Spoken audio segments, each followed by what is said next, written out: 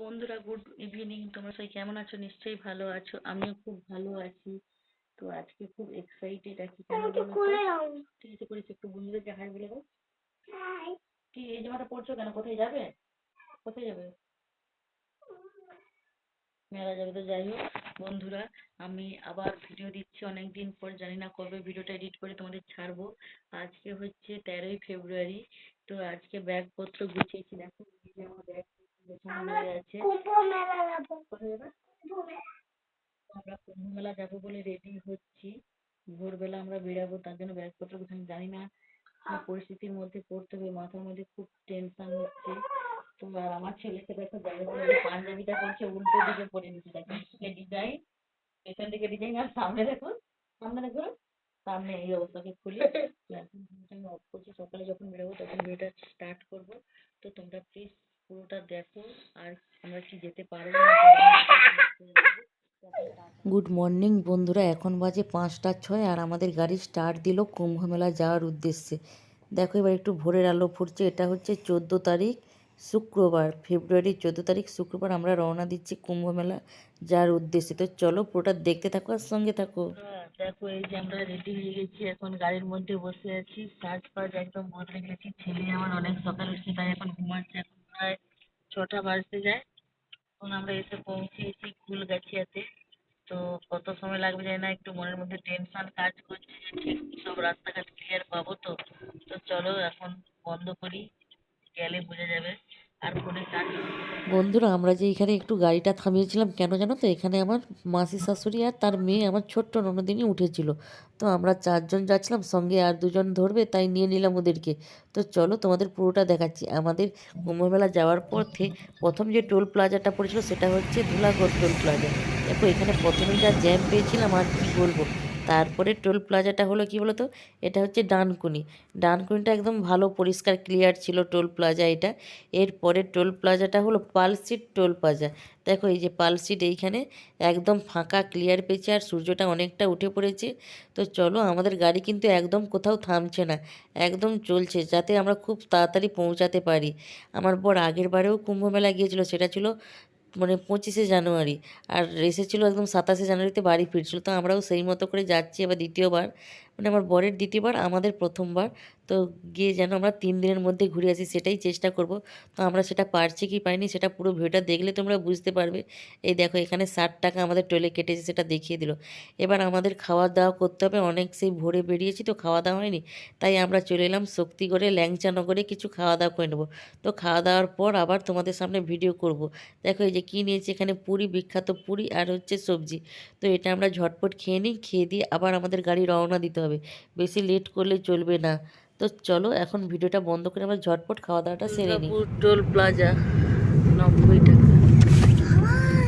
বাবা, আমাদের ওয়েস্ট বেঙ্গলের বর্ডার শেষ করে এবার আমরা ঢুকছি। এটা হচ্ছে ওই বর্ডারের দাগ।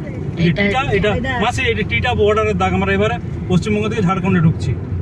এইবার আমরা ঝাড়খণ্ডে ঢুকছি। এইটা ঝাড়খণ্ডে ঢুকে গেলাম। ওই টিটা পেরিয়ে গেলাম। ওই যে ঝাড়খণ্ডে ঢোকার পর দেখলাম প্রত্যেক গাড়িতে এরকমই গেরুয়া রঙের একটা করে পতাকা লাগানো। তো আমারও ইচ্ছা হলো যে আমাদের গাড়িতেও লাগাই। ভাবলাম একটা শিবের ফটো লাগাবো, কিন্তু শিবের ফটো পাওয়া গেল না। তাই এখানে রাম আর হনুমানের ফটো পাওয়া গেলো। তো সেটা দিয়েই এই পতাকাটা লাগানো হলো। ভালো করে লাগানো হচ্ছে যাতে আমাদের পতাকাটা না কোনো মানে খুলে না পড়ে যায়। কিন্তু দেখো এই যে উড়তে উড়তে এখানে মাঝখানে ছিঁড়ে গেছে। তো যাই হোক ছিঁড়ে গেছে, কিন্তু ডান্ডা খোলাই যায় না।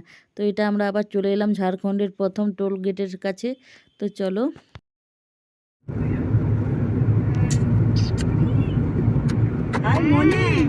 এই তো পরেশনাথ আমার ভিডিওতে দেখা যাচ্ছে। গাইস আমরা এখন পরেশনাথ মন্দিরের কাছ দিয়ে যাচ্ছি। তোপচাঁচি।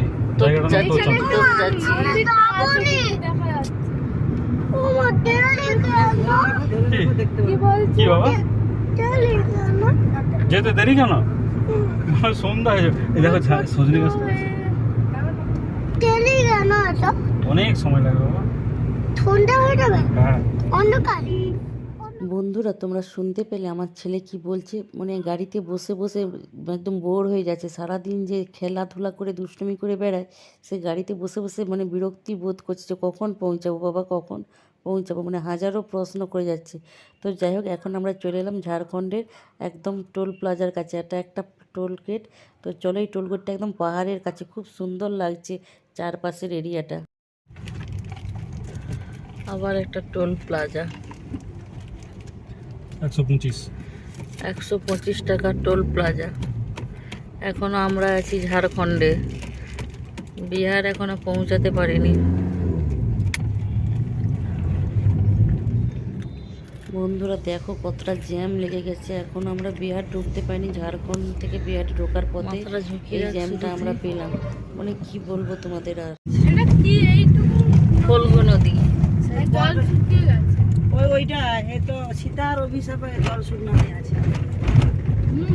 কোথায় বলে কি জানি গল্প নাকি কি জানি।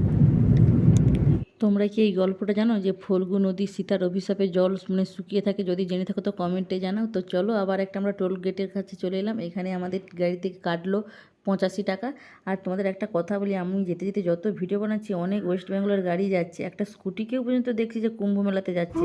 দেখো তোমরা দেখতে পাবে, আমার ভিডিও লক্ষ্য করো, ওই যে একটা স্কুটি আসছে, দেখো এই স্কুটিটাও যাচ্ছে কুম্ভ মেলার উদ্দেশ্যে। বন্ধুরা প্রায় 600 কিলোমিটার রাস্তা আমরা অতিক্রম করলাম বিকেল 5টার মধ্যে, কিন্তু এই সোন নদীর কাছে এসে যে জ্যাম পেলাম, সে জ্যাম আর বলা যায় না। এই সোন নদী অতিক্রম করতে আমাদের প্রায় 1.5 ঘন্টা লেগে গেল। এই সোন নদী পেরোনো থেকেই আমাদের জ্যামে জ্যামে করে পুরো কেটে গেল। আর আমরা কি তাহলে কুম্ভমেলাতে পৌঁছাতে পারলাম না? আমরা পৌঁছাতে পারলাম কি পারলাম না, সে ভিডিওটা দেখার জন্য পরের ভিডিওতে অপেক্ষা করো। আর এই যে দেখো, এই নদীটার কাছে এই ভিডিওটা করলাম, জ্যামে আটকেছিলাম ঠিকই, সূর্য অস্ত যাওয়াটা দেখলাম, কি দারুণ লাগছে বন্ধুরা, তোমাদের বলে বোঝাতে পারবো না, নিজের চোখে দেখলাম। আর এখানে দেখো, মানে গাড়ি একটু চলছে একটু বন্ধ হচ্ছে, একটু চলছে একটু বন্ধ হচ্ছে। আর অনেক মানুষ তো এই ফুটপাতের উপর দিয়েই চলে যাচ্ছে।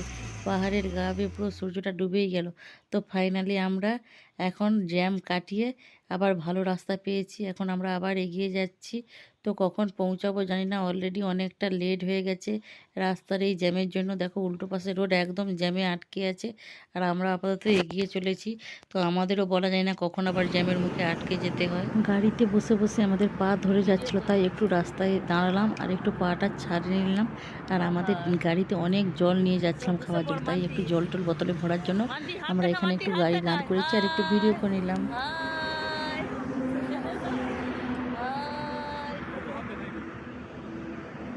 কোথায় বাবু? বাবু বন্ধুরা আবার আমাদের গাড়ি স্টার্ট দিয়ে দিয়েছে, দিয়ে আমরা আবার একটা টোল গেটের কাছে পৌঁছে গেলাম। এখানে দেখো কত জ্যাম লেগে গেছে, মানে প্রত্যেকটা টোল গেটের কাছেই জ্যাম, বিরক্তি হয়ে যাচ্ছি আমরা। তো অনেকক্ষণ বসে আছি তো তাই আর কি। তো এইখানে আবার দেখো টোল গেটের কাছে পুলিশ, এই যে মাসি এসেছে, মাসি টাকা চাইতে এসছে। তো মাসিকে আমরা টাকা দিয়ে দিয়েছি আগেই, সেটা ভিডিওর মধ্যে করা হয়নি। আর এবার দেখো যে পুলিশ আটকে দিল আমাদের, আটকে দিল কারণ এখানে জ্যাম হয়েছে, তাই একজন একজন করে মানে একটা একটা করে গাড়ি পার করছে আর কি। তাই আমাদের দাঁড় করিয়ে দিয়ে আবার আমাদের ছেড়ে দিল। তো আমরা এটা পেরিয়ে যাওয়ার পর অনেকটা রাত্রি হয়ে গেছে, তো তবুও আমাদের গাড়িটা বন্ধ করছে না, আমরা গাড়ি চালিয়েই যাচ্ছি আর কি। তো দেখো এইখানটা এবার কত সুন্দর জায়গাটা লাগছে, কি দারুণ লাগছে, কি সুন্দর লাগছে এই ব্রিজটা, তাই না? তাই আমি ভিডিও না তুলে থাকতে পারলাম না। এরকমই একটা নয়, দুটো ব্রিজ, এই একটা ব্রিজ ক্রস করে এলাম, আবার একটা দেখো এই একটা ব্রিজ। তো যাই হোক, আমি রাস্তা শুধু ভিডিওই করে যাচ্ছি, আর কি বলবো তোমাদের। আমরা তো প্রায় উত্তরপ্রদেশে ঢুকেই পড়েছি। তো আর দেখো অনেক বিহার থেকে বাইকে করে আসছে, এখানে বিহারের গাড়ি আছে, ঝাড়খণ্ডের গাড়ি আছে, আর আমরা তো ওয়েস্ট বেঙ্গল থেকে আসছি। আর এখানে ভীষণ জ্যাম লেগে গেছে, আর প্রচুর জ্যাম, বলে বোঝানো যাবে না। একটু রাস্তা ক্লিয়ার পেলে আবার আধা ঘন্টা জ্যাম, আবার 1 ঘন্টা ক্লিয়ার পেলে আবার 2 ঘন্টা জ্যাম, এই করে করে গাড়িতে অনেক তেল পড়ে যাচ্ছে। আমার বর বললো যে ব্রেক কষলে নাকি অনেক তেল পড়ে। তো যাই হোক, এই যে লাইটগুলো দেখছো, এগুলো কুম্ভ মেলার জন্য ল্যাম্পপোস্টে এই লাইটগুলো সাজানো হয়েছে, কি দারুণ লাগছে। আর আমিও ভিডিও করে নিলাম। আর তোমাদের একটা জিনিস দেখাচ্ছি, দেখো গাইস, মনে ভক্তি থাকলে কত কি করা যায়, যেমন করে হোক পৌঁছানো যায় কুম্ভ মেলাতে। আর এখানে দেখো সেই রকমই কিছু মানুষ, এই গাড়িটা এসছে বিহার থেকে, বিহারের কিছু মানুষ দেখো লরিকে কেমন করে দিয়েছে, দোতলা লরি বানিয়ে ফেলেছে। উপরে কিছু মানুষ, নিচে কিছু মানুষ বসে বসে যাচ্ছে কুম্ভ স্নান করতে। তো মনে ভক্তি থাকলে সব কিছু হয়, সেটা এদের দেখলেই বোঝা যায়। তো আমারও সেটা ইচ্ছে ছিল বলে তাই আমিও আসতে পারলাম, যে কোনোভাবেই তো যাওয়া যায় বলো। তো আবার দেখো এখানে জ্যাম লেগে গেছে। তোমাদের আর এই জ্যামের কথা বলে বলে আমার মুখ ব্যথা হয়ে যাচ্ছে। এখানে এত জ্যাম যে কি বলবো। আর এখানে ট্রাফিকের কোনো কোনো নিয়ম কানুন কিচ্ছু নেই। যে যেদিক দিয়ে পারে গাড়ি ঘুরে নিচ্ছে, যেখান দিয়ে পারে ইউ টার্ন করছে, কোনো নিষেধাজ্ঞা কিচ্ছু যায়নি, যে যেখান দিয়ে পারছে গাড়ি নিয়ে চলে যাচ্ছে। অনেকটা সময় গাড়িতে বসে বসে বিরক্তি লাগছে। এবার আমরা একটা তেল পাম্পে এসে পৌঁছে। বন্ধুরা গুড মর্নিং, এখন বাজে 1:45। আমরা আর কিছুক্ষণের মধ্যে প্রয়াগরাজে পৌঁছে যাব। তো এখন গাড়ি তেল পাম্পের কাছে আছে, বহুত ঠান্ডা এখন। রাস্তায় 1.5 ঘন্টা 2 ঘন্টা জ্যামে আটকেছিলাম। একটা হচ্ছে সোন নদীর পাশে, আর একটা হচ্ছে এখানকার সব টোল গেটের সামনেই জ্যাম। টোল গেট থেকে 3 কিলোমিটার দূর থেকে পুরো জ্যাম লাগিয়ে দিয়েছে। এখন আমরা পৌঁছে গেছি একটা পেট্রোল পাম্পে, ইন্ডিয়ান পেট্রোল পাম্প। তো এখান থেকে আর মাত্র 2 ঘন্টার পথ আছে প্রয়াগরাজ। তো চলো এখনকার মতো বন্ধ করি, পৌঁছে দেখাচ্ছি ওখানে ভিড়টা কেমন। বহুত বাংলা থেকে গাড়ি আসছে, আমাদের ওয়েস্ট বেঙ্গল থেকে স্কুটিতে করে আসছে। কে আসে ভাই স্কুটিতে করে প্রয়াগরাজ? স্কুটিতেও আসছে, ভাবা যায়।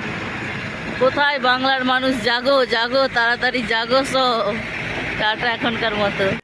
যত কাছাকাছি যাচ্ছি গাইস, তোমাদের কি বলবো, মনের ভিতরটা কেমন হচ্ছে যে ঠিকঠাক পৌঁছাতে পারবো তো, ঠিকঠাক স্নান করতে পারবো তো।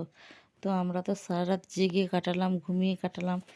যখনই ঘুম পাচ্ছে একটু মনে হলো একটু শুয়ে পড়লাম, কিন্তু আমার বর তো গাড়ি চালাচ্ছে, তাই ওকে বললাম যে একটু গাড়িটা থামিয়ে রেস্ট নাও। তো গাড়িটা থামিয়ে রেস্টও নিয়ে নিয়েছে। আর রেস্ট নেওয়ার পর আবার গাড়িটা আমরা স্টার্ট দিলাম। দেখো এখানে আবার একটা টোল গেটের কাছে পৌঁছে গেলাম। বহু দূর মন্দির এখনো।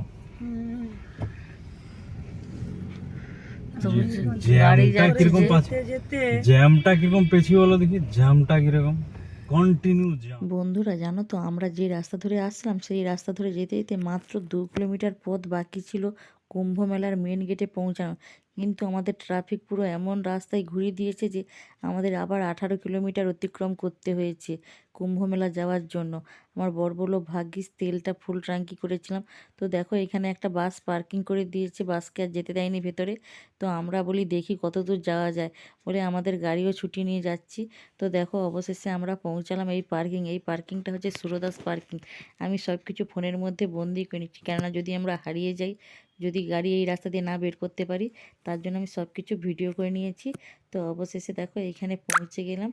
কত গাড়ি, যেন গাড়ির মেলা বসেছে। তো পরের পার্টটা দেখার জন্য সবাই অপেক্ষা করো। আর টাটা সবাইকে, আবারও বলে দিলাম গুড মর্নিং। তো টাটা, ভালো থেকো।